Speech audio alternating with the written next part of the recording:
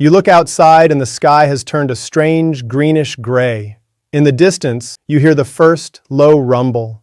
And before you even process what's happening, your dog is already glued to your leg, panting heavily, drooling, and trying to physically climb into your lap. For them, a storm isn't just noise, it's a full-body assault they cannot escape. For you, as a loving pet parent, it is heartbreaking to watch your best friend shake uncontrollably, knowing there's nothing you can say to make them understand it will be over soon. But what if I told you there is a specific, science-backed protocol you can follow exactly 1 hour before that storm hits, that acts like a neurological shield for your dog's brain, allowing them to stay calm or even sleep straight through the thunder? Hi everyone, I'm Dr. Alex Martin, your neighborhood veterinarian. Storm season is one of the most misunderstood struggles pet parents deal with. Most owners think their dog is just being dramatic or scared of loud noises. But as a vet, I need to tell you, storm phobia is a real, diagnosable medical condition, and if left untreated, it gets worse every single year. Today, we are doing a complete masterclass on canine storm phobia. I'm going to teach you exactly why dogs panic during storms,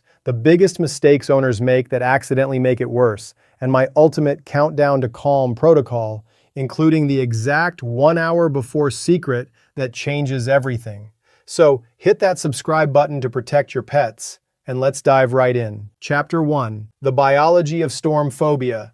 Before we can fix the fear, we have to understand it. Why are dogs so uniquely terrified of thunderstorms? You might assume it's just the thunder itself, but for a dog, a storm is a multi-sensory nightmare happening from every direction at once. First, there's the sound.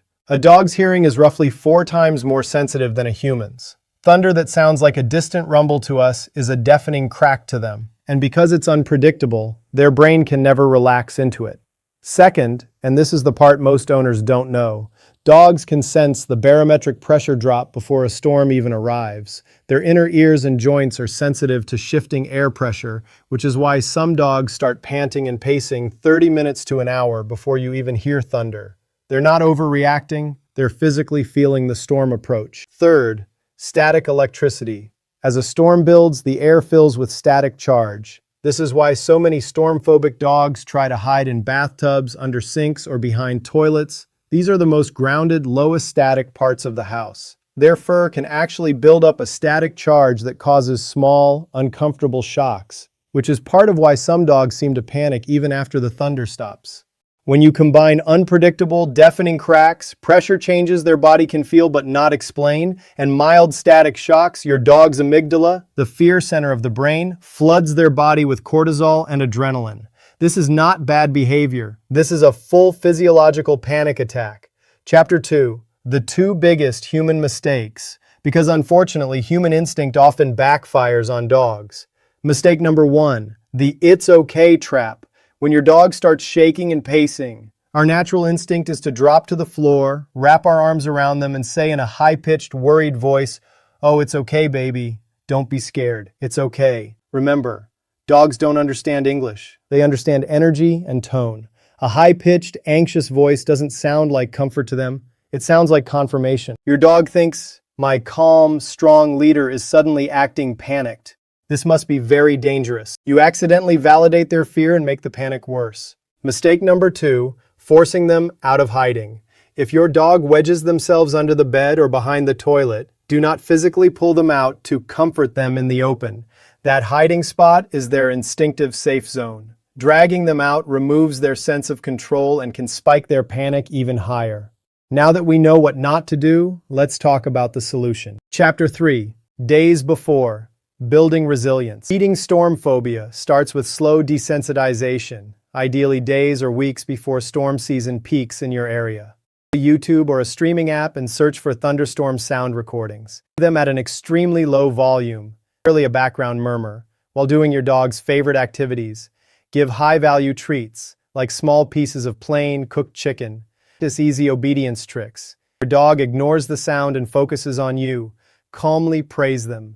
Each day, increase the volume by a small fraction while continuing the rewards. Warning, if your dog shows any sign of distress, pacing, panting, whining, even at the lowest volume, stop immediately. Moving too fast and pushing through distress can make the phobia permanently worse. What you're doing here is rewiring the association between the sound and the emotion, unlinking thunder from terror and linking it instead to safety and food. Chapter 4. 1-hour storm shield. This is the most important part of the entire video. What exactly do you do in the hour before a storm arrives? We're going to build a 4-part comfort shield. 1. The biological dampener. If you're using natural calming supplements or a vet-prescribed anti-anxiety medication, it must be given 1 to 2 hours before the storm, not after your dog is already shaking. Most owners fail here. By the time the dog is already panicking, their bloodstream is already flooded with adrenaline, and the medication is fighting a fire that's already raging. If you want a natural kitchen option, brew a strong cup of chamomile tea, let it cool completely, and mix a few tablespoons into their food. Chamomile contains apigenin, a compound that binds to some of the same calming receptors as anti-anxiety medication. Vet warning: never give chamomile to pregnant dogs. And for dogs with severe phobia, please don't rely on a kitchen hack alone. Call your vet ahead of storm season and ask about a targeted noise aversion medication. 2. Pressure therapy. You may have seen products like the Thundershirt. They work because constant, gentle pressure around the torso stimulates the parasympathetic nervous system and releases oxytocin, similar to swaddling a crying baby. No Thundershirt? Use a snug ace bandage or stretchy scarf wrapped across the chest and tied gently under the belly. Step 3. The safe den. An hour before the storm, close the blinds to block lightning flashes, which trigger a visual startle response. Set up their bed in the most interior, windowless room, usually a bathroom or closet, with an unwashed t-shirt of yours for scent comfort. Here's the professional trick. Place a large, puffy cotton ball loosely at the opening of each ear to dampen sharp cracking sounds.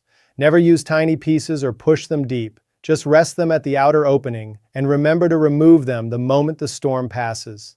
Skip the TV or radio. Unpredictable pitches can heighten anxiety. Instead, use brown noise, a deep, thick frequency that biologically masks low rumbling sounds like thunder far better than white noise. Step 4. The dopamine bomb. About 45 minutes before the storm, while your dog is in their den with their pressure wrap on, calming supplement in their system, and brown noise playing, give them a frozen lick mat or Kong filled with plain Greek yogurt, mashed banana, and a little unsalted peanut butter. Vet warning: always check the label. Peanut butter and yogurt must contain 0 xylitol, sometimes listed as birch sugar, which is fatal to dogs even in tiny amounts. The repetitive act of licking floods their brain with endorphins and dopamine, which physically overrides the cortisol stress response. Chapter 5. Managing the event. Once the storm actually starts, your job is simple. Nothing dramatic. Calmly in their safe room. They come to you. Use long, slow, firm strokes down their back. No high-pitched baby talk, just calm, boring energy. A bonus trick from canine acupressure. Using your thumb, apply slow, gentle, circular pressure to the yin-tang point, located right between and slightly above your dog's eyes. Within a couple of minutes, you'll often see their eyelids get heavy. You can also try an exaggerated, loud yawn while making eye contact with your dog, followed by a slow stretch. In dog body language, a dramatic yawn signals, "This is so boring, I'm totally safe," and your dog will often mirror that same relaxed sigh back at you. Season doesn't have to be a nightmare in your house anymore. By combining early desensitization with the 1-hour shield of medication timing, deep pressure, sound masking, and a frozen dopamine treat, you are protecting your dog from real, measurable trauma, and you are being the best possible pet parent they could ask for. Has your dog struggled with storm anxiety? What's worked for you? Tell me in the comments below. I read every single one. If this video gave you the confidence to handle the next storm with a plan, please hit the like button and subscribe to the channel. Share this with a friend whose dog turns into a nervous wreck every time it rains. I'm Dr. Alex Martin. Thank you for loving your pets enough to protect them.